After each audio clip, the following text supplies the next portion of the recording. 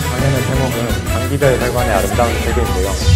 우리의 생명과 건강을 유지에 중요한 역할을 하는 혈관은 몸속의 모든 장기와 조직에 분포되어 있는데 각 장기별로 분포하는 혈관은 저마다 특이한 성질을 가지고 있습니다. 그래서 오늘은 우선 혈관 연구에 대해 간단히 소개해드리고 혈관의 다양한 형태와 특성을 장기별로 살펴보고자 합니다. 먼저 제가 혈관 연구는 어떻게 하는 것인지 간단히 소개를 해드리고 그 다음 장기별로 분포하고 있는 혈관이 저마다 어떤 특성을 가지고 있는지에 대해서 소개해드리도록 하겠습니다. 이 혈관 연구가 아마 좀 생소한 부분이 많을 거라서 제가 최대한 쉽게 설명을 드릴 텐데요. 혹시 중간에 이해가 안 되거나 궁금한 점이 있으시면 중간에라도 언제든 손 들고 질문해 주시면 감사하겠습니다. 자, 그럼 먼저 혈관을 연구하는 이유는 무엇일까요? 왜 혈관을 저희가 연구를 해야 될지. 심혈관 질환은 심장과 혈관에 이상이 생겨서 발생하는 질환으로 세계보건기구의 통계에 의하면 세계 사망 원인의 1위를 차지하고 있습니다. 사망률이 30%가 넘는다고 하니까 굉장히 심각한 질병이라고 할 수 있겠죠. 그리고 국내 통계에 의하면 심혈관 질환이 암에 이어서 국내 사망 원인 2위입니다. 이처럼 심혈관 질환이 이렇게 심각한 질병인 만큼 혈관 연구가 우리의 건강과 밀접한 연관이 있다는 것을 알 수 있습니다. 의학적으로는 이런 가치가 있는데 혈관 연구가 그렇다면 좀 더 생물학적인 관점에서 혈관이 어떠한 역할을 하기 때문에 중요한지를 생각해 보도록 하겠습니다. 혈관은 가장 중요한 기능은 아무래도 혈액을 순환시키는 통로입니다. 지금 이 순간에도 저와 여기 참석하신 모든 분들의 몸속 혈관 안으로 혈액이 끊임없이 이동 중입니다. 그렇게 혈관이 전신을 잘 순환하기 때문에 혈액을 통해서 물과 산소 그리고 중요한 영양소들이 각 조직으로 퍼져나갈 수 있는 것입니다. 그런데 이런 역할은 다소 수동적인 역할이라고 할 수 있고요. 다른 역할이 있다면 혈관을 구성하고 있는 내피세포가 어떠한 성장인자와 같은 여러 물질을 분비한다고 합니다.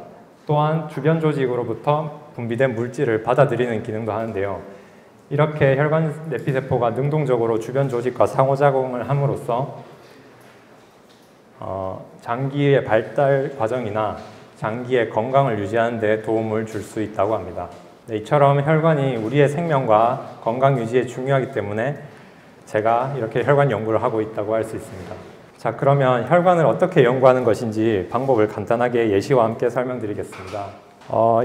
지금 보여드리는 항목들은 이제 보편적으로 생물 연구에 다 적용될 수 있는 내용들인데 사실 되게 수많은 방법 중에 일부이기도 합니다.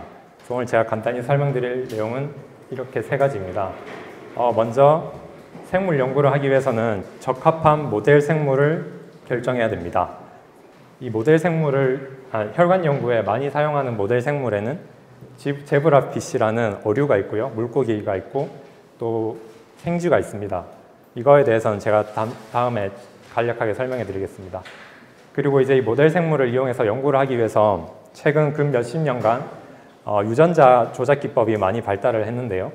이 유전자 조작 기법을 통해서 유전자의 기능을 연구하고 우리가 간혹 볼 수 있는 유전병을 연구할 수 있게 해주는 기술입니다. 그 다음 이렇게 얻어진 생물 모델을 유전자 조작을 한 다음에 그 생물 모델에서 어떠한 현상이 일어나는지를 관찰하고 분석하는 방법이 필요하겠죠. 근데 오늘 제가 주로 보여드릴 내용은 사람의 맨눈으로는 잘 보이지 않는 관찰할 수 없는 부분까지 눈에 보이게 함으로써 그 생물을 관찰할 수 있는 시각화 기법을 통해 얻어진 사진들을 많이 보여드리고자 합니다. 먼저 모델 생물에 대해서 간단히 설명해 드리겠습니다. 여기 보이시는 이 물고기는 이름이 제브라피쉬고요. 제브라가 얼룩말인데 얼룩말처럼 무늬가 이렇게 있죠. 아마 수족관에서 흔히 볼 수 있는 열대어의 일종이라고 생각하시면 됩니다. 크기는 3에서 4cm 정도로 굉장히 작고요. 그럼에도 수명은 대략 2~3년으로 알려져 있습니다. 이 제브라피쉬의 연구 모델로서의 장점은 우선 어류이다 보니까 성장과 번식이 굉장히 빠릅니다. 알을 낳아서 새끼를 많이 낳기 때문에 쓸 수 있는 모델이 많고요. 그만큼 연구에 유리한 점이 많습니다. 그리고 3~4cm가 되는 작은 몸속에 다양한 장기를 모두 갖고 있기 때문에 관찰이 쉽다는 장점이 있습니다.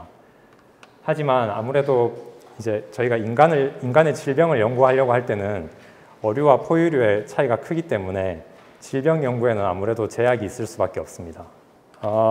제브라피쉬의 장점 중에 하나인데요. 이것은 제브라피쉬의 배아입니다. 알에서 깬 지 몇 시간 지나지 않은 것인데요. 눈으로 보기에도 굉장히 투명한 걸 볼 수 있습니다. 위에서 보면 머리고요. 근데 이제 이 제브라피쉬에 어떤 조작을 가해가지고 혈관에 형광색이 나오게 할 수 있는데, 그렇게 하면 이 제브라피쉬의 혈관 구조를 이렇게 한눈에 알아볼 수 있습니다. 머리의 혈관도 이렇게 선명하게 관찰할 수 있고요.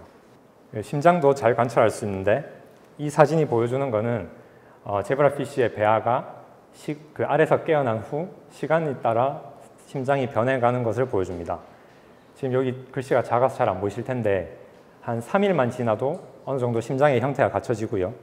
이거는 이제 5일이 지난 심장입니다. 이처럼 제브라피쉬의 배아는 굉장히 성장이 빠르기 때문에 일주일 안에 심장이 어떻게 변하는지를 모두 다 관찰할 수 있습니다. 이 제브라피쉬를 연구하는 혈관 연구자들은 전 세계에 굉장히 많이 있습니다. 그리고 그분들에 의해서 혈관 연구에서 굉장히 중요한 발견들이 많이 이루어졌진 만큼 제브라피쉬는 굉장히 가치가 있는 생물 모델이라고 할 수 있습니다. 자, 그 다음으로 가장 널리 사용되는 모델은 생쥐입니다. 보통 저희가 말하는 집쥐이고요. 물론 포유류입니다. 크기는 9cm에서 15cm로 제 손바닥 위에 올려놓을 정도의 크기가 되고요. 수명은 한 2에서 3년으로 보고 있습니다. 장점은 역시나 이제 포유류다 보니까 인간에 아무래도 가깝겠죠. 그래서 질병 연구에 제브라피쉬보다 좀 더 장점이 있다고 할 수 있습니다. 그리고 쥐들도 인간에 비해서는 상대적으로 성장과 번식이 빠른데요. 쥐의 임신 기간은 대략 3주이고 성체가 되기까지는 한 2달이 걸립니다. 그만큼 성장과 번식이 빠르고요. 하지만 그럼에도 불구하고 여전히 인간이랑은 큰 차이가 존재하기 때문에 생쥐만으로 인간의 질병을 연구하는 데는 여전히 제약이 있을 수밖에 없습니다. 저는 주로 생쥐로 연구를 하고 있고요. 그래서 지금부터는 제가 생쥐를 이용해서 대략 어떤 연구를 하는지 소개해드리고자 합니다.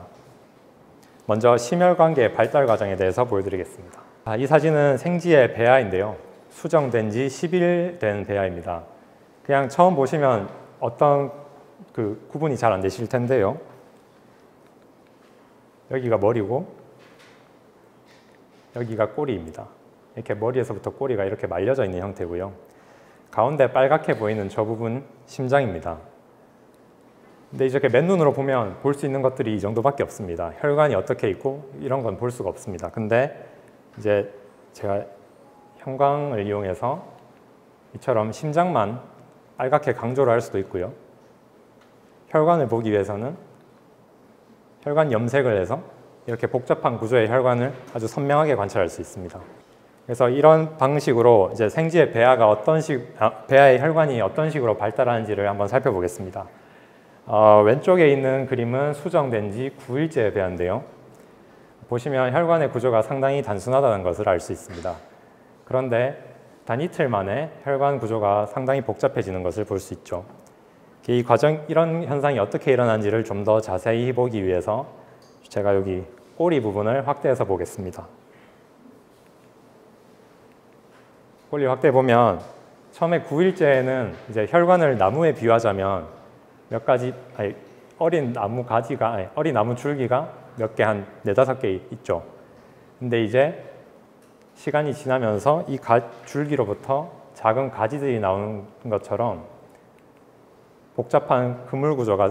가지가 복잡한 구조를 이루게 되고요.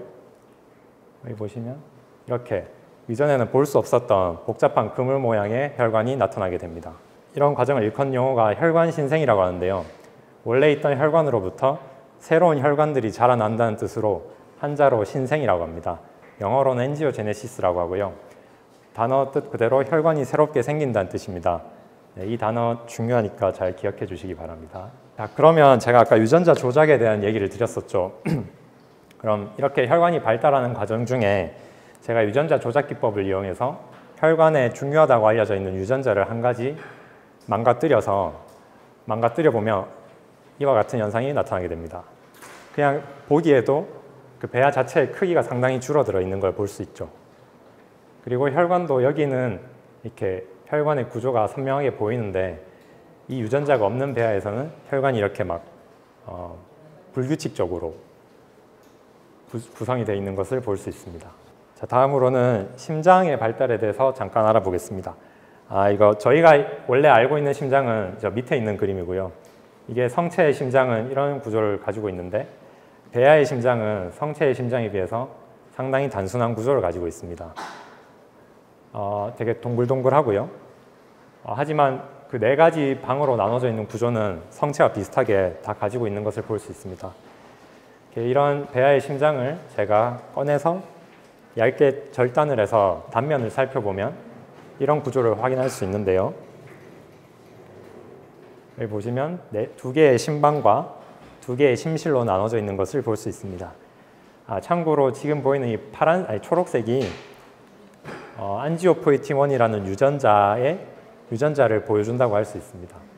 그래서 제가 심장의 발달 과정에 이 중요한 유전자인 안지오포이틴1을 망가뜨리면 어떤 현상이 일어나는지 지금부터 보여드리겠습니다. 지금 보여드리는 게 정상 배아의 심장이고요. 아까 제가 보여드린 그림과 비슷한 구조를 보여주죠. 근데 안지오포이틴1이라는 유전자가 없으면 이렇게 됩니다. 이게 차이가 잘 보이시나요? 뭐가 달라 보이시죠? 밑에 부분에 있는 심실은 상대적으로 비슷한데요. 위에 있는 두 심방이 크기나 형태가 많이 달라진 것을 볼 수 있습니다. 보이시나요? 예. 자, 이게 되게 신기한데요. 이제 왜 이런 현상이 일어나는지를 알아내는 것이 이제 저나 다른 과학자분들이 하는 일들인데 거기까지는 너무 복잡해서 제가 오늘 다 설명드리진 않겠습니다. 그래서 앞에 두 예를 살펴보면 두 예를 통해서 알 수 있는 혈관 연구의 과정은 지금 제가 보여드리겠습니다. 먼저 생쥐를 유전자 조작을 시킵니다. 그 다음에 이 조직을 이제 앞서 보여드렸던 것처럼 시각화를 시킵니다. 그 다음에 그 시각화 시킨 조직을 잘 관찰을 하고요. 그러면 아까 제가 혈관의 중요한 유전자랑 심장의 중요한 유전자 없앴을 때 문제가 생기니까 그 두 유전자는 우리에게 굉장히 중요한 것이라는 것을 알 수 있겠죠. 예, 그런 식으로 유전자의 기능을 알아내는 과정이고요.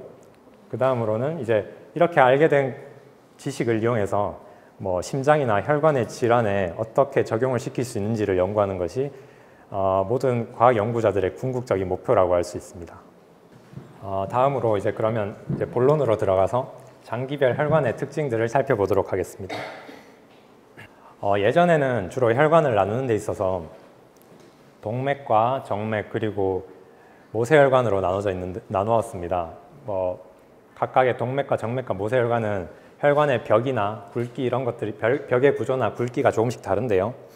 하지만 이제 최근 들어서 새롭게 알려진 사실이 무엇인가 하면은 그 장기별로 분포하고 있는 혈관들이 다 같은 혈관이 아니고 저마다 다른 특성을 가지고 있다는 것인데, 저 미국의 사이언스라는 잡지에 최근에 실린 종설인데 제목을 보시면 장기별 혈관이 다양한 특징을 가지고 있고 질병의 발생에도 각각의 다른 영향을 미친다는 내용입니다. 이 사진이 이제 저희 인체의 다양한 장기에서 혈관을 염색한 사진들인데요. 그냥 눈으로 보시기에도 일단 구조적으로 장기마다 혈관의 모양이 조금씩 다른 것을 알 수 있습니다. 혈관이 생성되는 과정에 장기도 같이 형태가 만들어지기 때문에 모양은 당연히 달라질 수밖에 없고요. 이 사진으로 확인할 수 없지만 각 기능도 고유한 특징을 가지고 있습니다. 자, 그럼 먼저 눈의 혈관에 대해서 살펴보겠습니다. 눈은 모든 장기가 중요하지만 눈이 특별히 중요하다고 할 수 있죠. 이제 이 사진은 이제 사람의 눈의 혈관을 저희가 안과에 가서 사진을 찍으면 이런 사진을 얻을 수 있는데 사람 눈의 망막을 보여주는 사진입니다. 보시면 혈관이 굉장히 많이 분포되어 있는 것을 볼 수 있는데요. 근데 사람의 혈관은 저희가 이렇게 말고는 관찰하기가 힘듭니다. 그래서 이제 생쥐의 눈을 이용해서 연구를 해야 되는데요. 자, 이제 먼저 생쥐의 망막을 살펴보겠습니다. 망막 질환이 되게 많기 때문에 오늘은 제가 망막을 중심으로 설명을 드리겠습니다. 이제 이게 눈의 단면이고요. 망막을 연구하려면 먼저 생쥐에서 눈을 꺼내가지고 여기 망막이 이 뒷부분인데 망막을 이제 분리를 해냅니다. 분리를 하면 이렇게 작은 컵 모양의 망막을 얻을 수 있는데요. 이제 망막을 펼치기 위해서 네 군데에 칼집을 내고 이렇게 사방으로 펼치면 이런 구조의 망막을 얻을 수 있습니다. 이 사진은 생후 태어난 지 5일 된 생쥐의 망막 혈관인데요. 그래서 이런 방식으로 망막 혈관을 생후 2주 동안 쭉 관찰을 해보면, 그래서 생후 1일에는 별로 혈관이 없습니다. 근데 4일, 6일 지나면 점점 혈관이 자라나게 되고요. 이제 일주일이 넘어가면 이 끝까지 다 자란 혈관들이 이제 점차 성숙한 혈관을 이루게 되는 과정을 관찰할 수 있습니다. 이렇게 아까 제가 혈관이 생성되는 과정을 뭐라고 하는지 기억하시는 분 계신가요? 네? 누가 대답하셨죠? 아, 예, 알겠습니다. 좀 이따 선물 드리겠습니다. 네, 바로 혈관신생이라고 합니다. 그래서 이제 쥐의 망막이 혈관신생을 연구하는데 굉장히 좋은 모델이라는 것을 알 수 있겠죠. 그래서 실제로 많은 연구자들이 망막을 많이 이용하고 있습니다. 그렇다면 이제 과연 이 망막을 이용해서 우리가 눈에 생기는 혈관 질환을 어떻게 연구할 수 있는지 알아보겠습니다. 이제 왼쪽에 보이는 게 정상 망막의 혈관입니다. 규칙적인 그물 형태를 이루고 있는데요. 저희가 상당히 많이 볼 수 있는 안과 질환 중에 하나가 당뇨병성 망막병증이라고 하는 것인데요. 이제 당뇨병은 혈관에 많은 안 좋은 영향을 미칩니다. 그래서 눈에 있는 혈관도 당뇨병으로 인해서 이제 비정상적으로 변하게 되는데, 여기 보시면은 정상에서 볼 수 있는 구조들이 많이 안 보이고 이렇게 동글동글하게 혈관이 뭉쳐져 있는 것을 볼 수 있습니다. 이와 같은 것을 비정상적인 혈관 신생이라고 하고요. 이런 일이 이와 더불어서 망막에 부종이 생기고 출혈이 나고, 그래서 혈액순환이 잘 안 되는, 그래서 마지막에는 이제 실명에 이르게 할 수 있는 심각한 질병입니다. 이처럼 심각한 질병인 당뇨병성 망막병증을 이제 생쥐를 이용해서 연구를 하려고 연구자들이 여러 고민을 많이 해서 이제 유전자 조작이나 여러 자극을 줌으로써 비슷한 질병 모델을 구현해내게 되었습니다.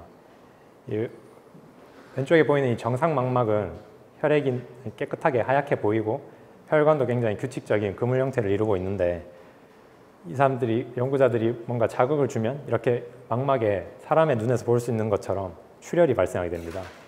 그리고 혈관 또한 굉장히 불규칙한 형태를 이루게 되는데요. 이런 모델을 만든 다음에 이제 망막 질환을 치료할 수 있는 방법을 연구하는 것입니다. 그 다음으로는 심장의 혈관을 살펴보겠습니다. 심장의 혈관은 다들 들어보셨을 것 같은데 특이하게 관상동맥이라는 이름을 붙여서 얘기하는데요. 이 관상동맥에 이렇게 기름이 껴서 혹은 이렇게 막히게 되면 심장의 근육이 혈관을 받지 못해 이렇게 까맣게 죽어버리는 현상이 발생하는데, 이것을 심근경색이라고 일컫습니다. 이 심근경색도 굉장히 사람의 생명에 치명적인 질병이라서 이것을 치료하려는 노력들이 많이 있는데, 이쪽 근육이 혈액을 못 받기 때문에 죽기 때문에 이제 의사나 많은 연구자들이 새로운 혈관을 만들어 주거나 원래 있던 혈관으로부터 혈관이 다시 생길 수 있게 할 수 없을까, 그 방법을 많이 연구하고 있습니다. 근데 그러기 위해서는 먼저 처음에 관상동맥이 어떻게 생기는가를 알게 되면 나중에 망가진 혈관을 다시 재생시킬 수 있지 않을까 생각을 하게 됐고요. 그래서 관상동맥의 발달에 대해서 연구를 많이 하고 있습니다. 그 예를 보여드리겠습니다. 이 왼쪽에 보이는 그림이 생후 12일 된 배아의 심장이고요. 앞면을 보여드리는 건데, 이제 이미 이 시기에도 관상동맥은 만들어지고 있습니다. 이 뒤를 돌려서 이렇게 시각화를 시키면 관상동맥이 위에서부터 아래로 이렇게 자라 들어오는 것을 볼 수 있습니다. 마찬가지로 이건 단순히 제가 보여드리는 것에 불과하지만 이러한 것을 이용하면 관상동맥이 어떻게 생성되는지 연구를 할 수 있는 것입니다. 자, 그 다음에는 이제 지방에 대해서 설명해 드리겠습니다. 지방에도 혈관이 많이 분포하고 있는데요. 이제 빨갛게 보여드리는 것들이 지방세포입니다. 지방세포는 지방으로 가득 차 있는데 그 지방세포 안에 있는 지방을 염색한 것입니다. 근데 이 지방세포 사이에도 이렇게 사이사이에 혈관이 다 틈틈이 박혀 있습니다. 그래서 이 지방 조직에 있는 혈관의 역할을 가장 쉽게 생각할 수 있는 게 아무래도 지방의 이동이겠죠. 그래서 저희가 지방을 많이 섭취하면 혈관을 따라 이동하던 지방이 지방세포로 이동을 해서 많이 축적이 되게 되고 이렇게 커진 지방세포 때문에 저희가 이제 살이 찌게 되는 것입니다. 근데 이제 최근에 또 다른 재밌는 결과들이 많이 나와 있는데 지방에 있는 혈관들이 단순히 지방을 이동시키는 통로라기보다는 오히려 더 나아가서 지방과 상호작용을 함으로써 지방의 생성을 조절할 수 있다고 하는데요. 저희가 음식을 많이 먹고 비만해지게 되면 지방이 늘어나는 건 당연한데 이때 보면 혈관이 오히려 줄어든다고 합니다. 그리고 만약 운동을 하거나 추운 곳에 오래 있다 보면 몸에서 열이 나거든요. 몸에서 열이 나면 백색 지방이 줄어들고 이제 변하게 되는데 그 과정에서 혈관이 같이 증가한다는 것을 볼 수 있었습니다. 이렇게 혈관과 지방이 이제 서로 같이 변화하는 것을 보고 많은 사람들이 이제 비만의 치료에 혈관을 이용하면 어떨까 생각을 해서 연구를 하고 있고 언젠가는 혈관을 이용하여 비만 치료를 할 날이 올 수도 있을 것 같습니다.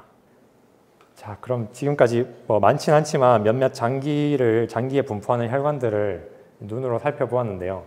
그럼 이제 좀 더 자세하게 장기별로 분포하는 혈관들이 어떠한 미세 구조의 차이가 있는지를 알아보겠습니다.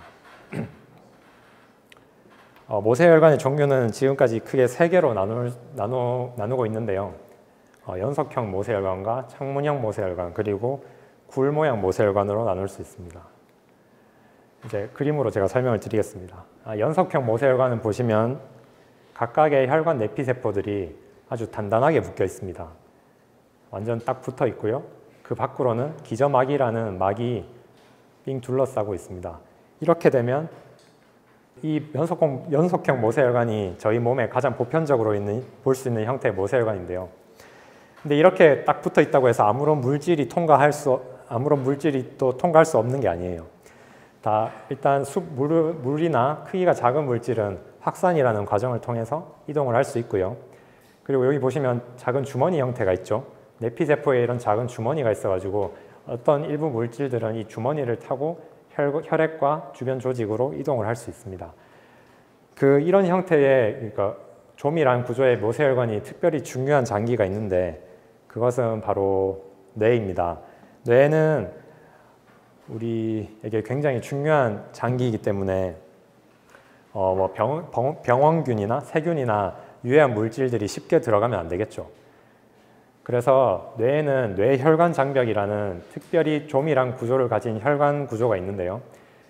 그래서 이 구조는 이제 병원균과 해로운 물질 그리고 약물을 통과하지 못하게 하면서 우리한테 꼭 필요한 물질들은 통과할 수 있게 해주는 아주 세련된 구조를 가지고 있다고 할 수 있습니다. 자, 두 번째 모세혈관은 창문형 모세혈관입니다. 아까 연속형 모세혈관에 비해서 창문형 모세혈관은 중간에 이렇게 공간이 있습니다. 근데 이게 이름처럼 저희도 저기 창문을 보면 창이 있고 유리로 막혀 있죠. 그것처럼 여기 있는 구멍들도 그냥 뚫려 있는 것이 아니고 얇은 막이 유리창처럼 막고 있습니다. 그림에서도 볼 수 있겠지만 연속형 모세혈관에 비해서 물질의 이동은 훨씬 쉽겠죠. 창문형 모세혈관이. 그렇기 때문에 일부 장기 중에는 혈액으로 어떤 물질을 많이 분비해야만 하는 장기들이 있습니다. 그것들이 주로 호르몬을 분비하는 내분비 기관인데요. 뇌하수체나 저희 머리에 있는 시상하부 그리고 갑상선 등의 기관에서 이런 형태의 구조의 모세혈관을 관찰할 수 있습니다. 물론 아까 말씀드렸던 것처럼 연속형 모세혈관에 비해서 물질의 이동이 한결 쉽고요. 이를 통해 호르몬이 혈액으로 분비될 수 있습니다. 제가 말씀드린 이 내분비 기관 중에 이제 목에 있는 갑상선을 전자현미경으로 상세히 들여다보면 보시는 것처럼 혈관이 이렇게 중간중간에 내피세포 사이에 얇은 막이 있는 구멍이 있는 것을 확인할 수 있습니다. 이 구멍을 통해서 갑상선 호르몬들이 이동을 할 수 있는 것입니다.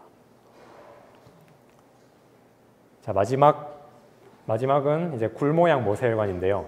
아까는 창이었고 이번엔 굴인데요. 그만큼 굴은 더 통로가 많습니다. 그리고 이번에는 그 사이를 아무런 막도 막고 있지 않습니다. 그렇기 때문에 물질의 이동이 가장 쉬운 형태의 모세혈관이라고 할 수 있겠죠. 이런 구조를 가지는 기관은 간이나 간이 저희가 소화를 통해서 흡수한 영양소들이 다 모이기도 하고 여러 가지 몸속에 노폐물들이 오는 곳이기 때문에 물질의 이동이 굉장히 원활해야 되거든요. 그래서 이와 같은 간이나 골수, 뼈 안에 있는 골수 조직과 일부 내분비 기관에 이와 같은 굴 모양의 모세혈관을 관찰할 수 있습니다. 혈관은 어떤 장기에 존재하느냐에 따라서 이렇게 모양을 다르게 갖게 되는데 아직도 왜 이런 구조가 만들어지고 어떻게 이런 구조가 생성되는지는 알지 못하는 부분이 굉장히 많습니다. 그래서 지금도 활발히 연구가 이루어지고 있는 분야라고 할 수 있습니다. 자, 그러면 이제 혈관은 간략하게 살펴보았고요. 다음은 이제 림프관에 대해서 알아보겠습니다. 림프관도 혈관과 마찬가지로 우리 몸에 전체적으로 분포를 하고 있는데 림프관의 역할에 대해서 아시는 분 있나요? 림프절 들어보셨죠? 림프절이 어떤 역할을 하는지 아시나요? 우리 몸속에서 세균이 외부에서 침입할 수도 있고 노폐물, 해로운 물질들이 만들어지는데 이 림프절에서 림프구 들어보셨죠? 림프구가 그 나쁜 병균이나 해로운 물질들을 이렇게 처리하는 역할을 하는데요. 림프관은 이 림프절을 연결하는 관입니다. 그리고 이 림프관을 따라서 우리 몸을 지키는 역할을 하는 림프구들이 림프절로 이렇게 이동을 하는 거죠. 림프관은 그냥 보기에는 혈관과 비슷해 보이는 점이 많습니다. 혈관은 혈액을 이동시키는 통로라고 한다면 림프관은 림프액을 이동시키는 통로죠. 근데 방금 그 차이점이 분명히 존재하는데 방금 말씀드린 것처럼 림프관은 사이사이에 림프절을 가지고 있고요. 중간에 판막이라는 게 있어서 림프는 한 방향으로만 흐를 수 있도록 하는 역할을 합니다. 이 온몸에 있는 림프관 중에서 제가 오늘 특별히 소개시켜 드릴 림프관은 이제 저희 소화기관에 있는 림프관인데요. 저희가 음식을 먹으면서 외부에 있는 물질들을 동시에 많이 섭취를 하게 됩니다. 그렇기 때문에 소화관에는 림프 기관이 굉장히 잘 발달해 있습니다. 그래야만 우리가 외부로부터 받아들인 물질을 이렇게 나쁜 물질을 잘 차단할 수 있겠죠. 그래서 소화관에 있는 림프관이 중요한 역할을 하는데 먼저 특히 이제 저희가 음식물을 먹으면 위와 소장을 통해서 음식물이 소화가 되게 되고 소장으로 내려온 소화된 음식물들이 이 소장 내부에 있는 용모라고 하는 아주 작은 털과 같은 미세한 구조로 흡수가 되게 됩니다. 그런데 그 용모에는 암주관이라는 림프관이 존재하는데요. 이 림프관으로 흡수되는 영양소는 지방입니다. 다른 영양소들은 림프관이 아닌 혈관으로 흡수가 되고요. 지방만 특이하게 이 암주관으로 흡수가 되는데요. 암주관을 좀 더 보기 쉽게 제가 보여드리면은 이게 생쥐의 소장에 있는 암주관을 보여주는 사진입니다. 초록색으로 보이는 게 이 림프관이고요. 이 주변에 빨갛게 보이는 게 소장을 둘러싸고 있는 상피세포입니다. 근데 이제 저희가 림프를 연구하면서 좀 특이한 방식으로 연구를 한 적이 있는데요. 바로 지금까지는 저희가 다 이제 쥐에서 분리한 장기를 이렇게 처리를 해서 시각화를 시켰다면 이 림프관을 보기 위해서는 살아있는 생쥐에서 산채로 관찰을 해보았습니다. 네, 이게 지금 쥐가 현미경 밑에 누워 있고요. 이렇게 소장을 살짝 꺼내서 현미경으로 관찰을 할 수 있는 기술이 개발이 되었습니다. 보시면은 이제 이게 아까 보여드린 암주관 하나를 확대해서 보여드리는 것인데 보이시나요? 암주관이 이렇게 수축을 하고 있죠. 자세히 보시면 수축을 하고 있거든요. 다시 보여드리겠습니다. 그리고 내부에 있는 지방이 이동한다는 것은 여기 까만색 동그라미 보이시죠? 동그라미가 계속 움직이고 있습니다.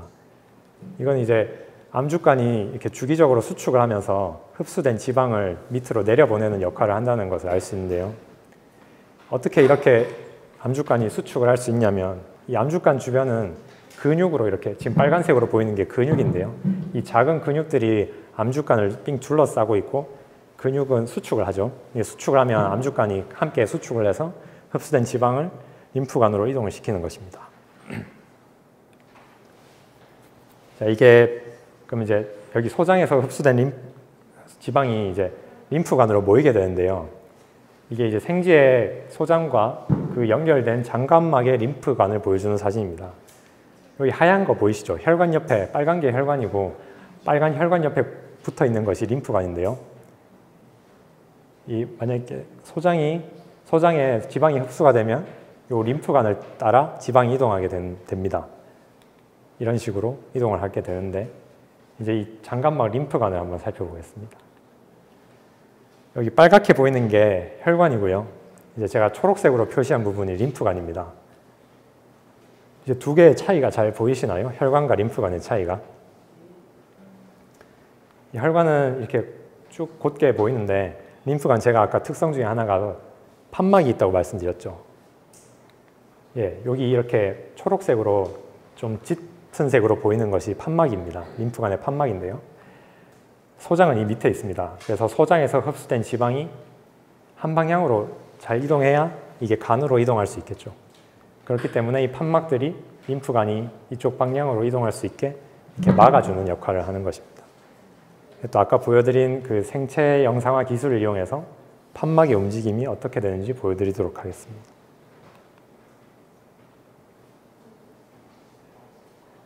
자, 판막은 말 그대로 이제 막인데 보시면 이렇게 열리고 닫히는 걸 주기적으로 반복하는 것을 볼 수 있습니다.